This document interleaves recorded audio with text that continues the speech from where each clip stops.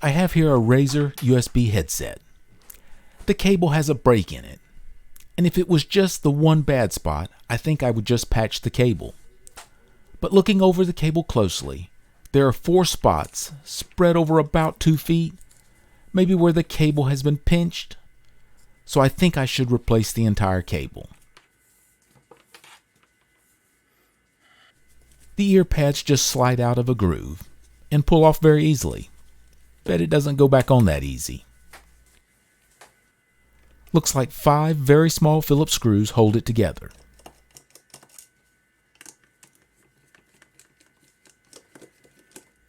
Nice they thought of that. The screws won't fall through the openings in the plastic.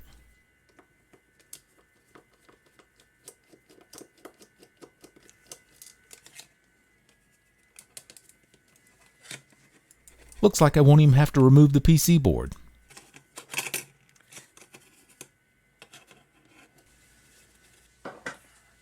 I'm going to tape the speaker to the frame so I don't tear the wires loose working on it.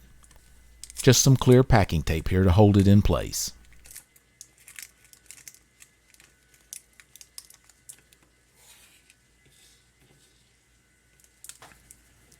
Okay, that's nice. The PC board is labeled for the USB connections. Looks like ground is yellow instead of black, but it's labeled, so I'm going to go with the labels.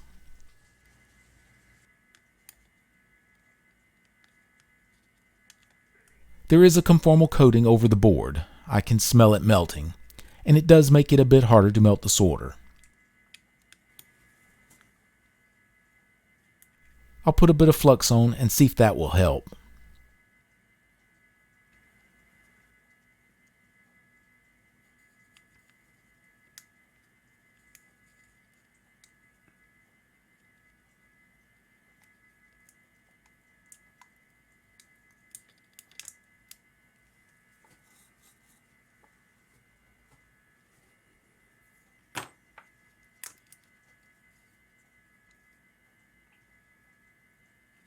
The coating is getting a lot thicker as I get over to the shield connection. I'm going to scrape it and put some fresh solder on it.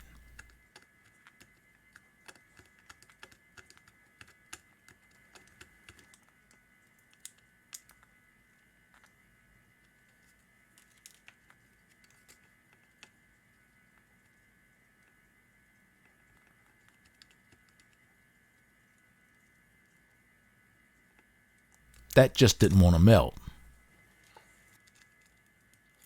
I'll clean most of the old solder off with some solder wick.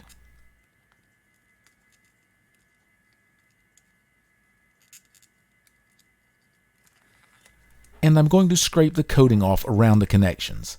I don't want that coating to interfere with making a good solder connection.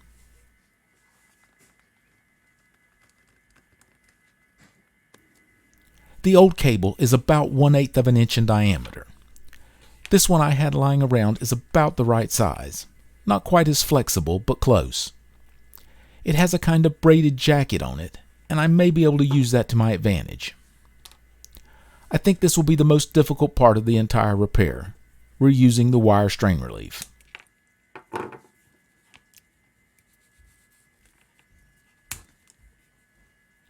Of course, the old wire doesn't pull cleanly from it, so I'll have to see what I can do to get the old wire jacket out of it.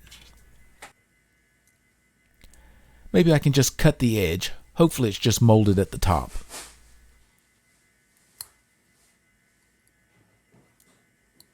Nope, it's molded way down into it.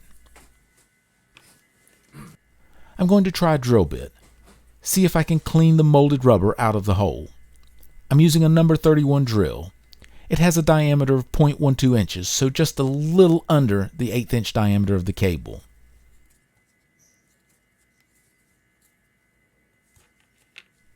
It's cutting some of it, so I'm just going to run the bit through a few times.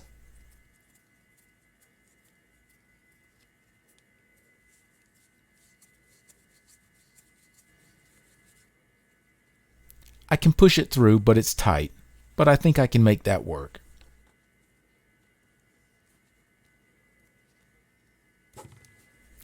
I'm going to try and use the braided cover to pull the wire through the strain relief.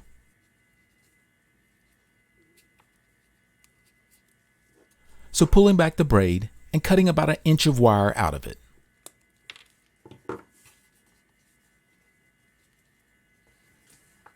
I'll melt the ends of the braid just to keep it from unraveling.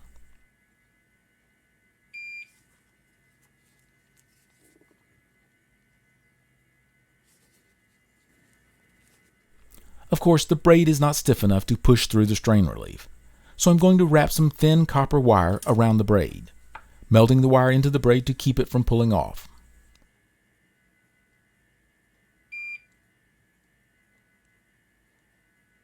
Well, the thin copper wire is not stiff enough either to push through the relief. So I'll attach a bit of heavier wire on the end, again melting the thin copper wire into the jacket to hold it in place.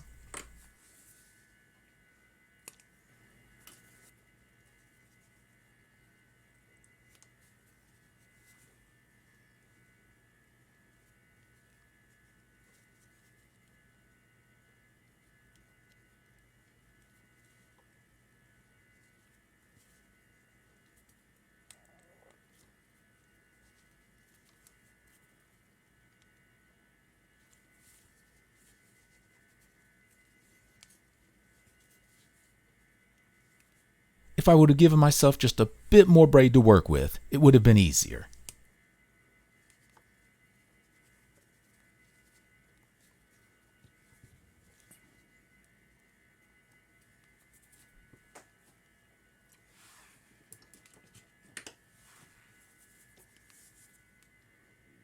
But there is just enough to get the pliers on it.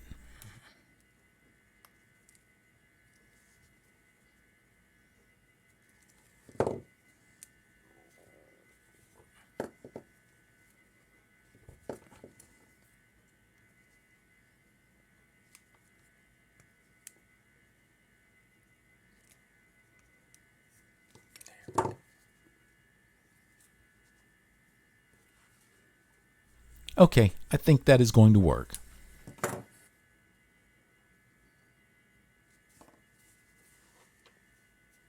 I'm going to put a knot in it just like the original.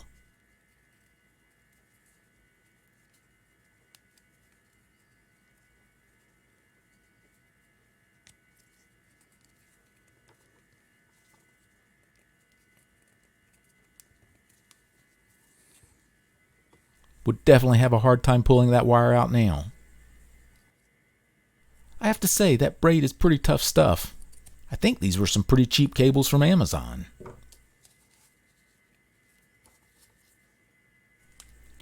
Going to tin the wires.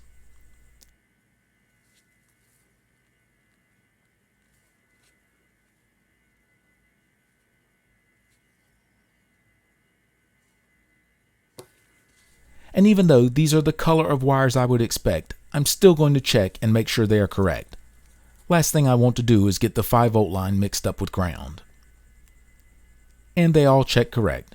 So red is 5 volts, black ground, green D+, and white D-. Going to put some new solder on the terminals. These wires are a bit stiffer than the original.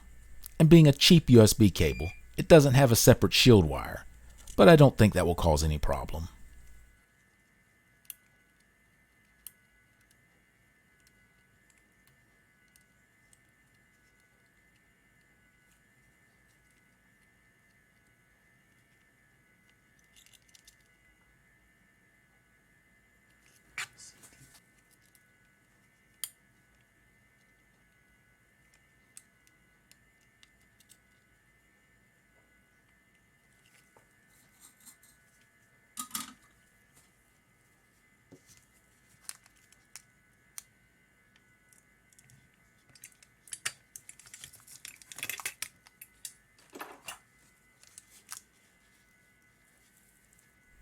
Okay, that looks good.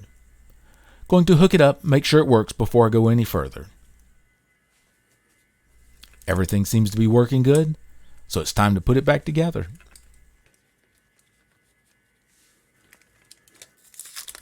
If I hadn't taped up the speaker, I'm sure I would have broken the wires going to it.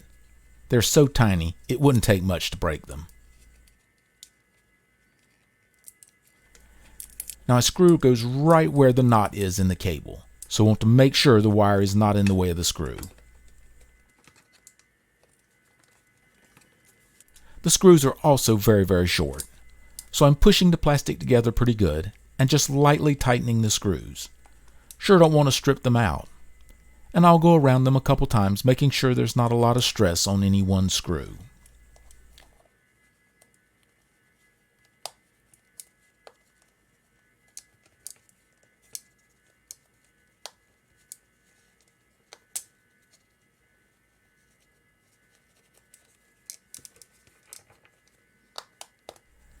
The ear pad was not as hard to get back on as I expected. It just kind of slides right in place.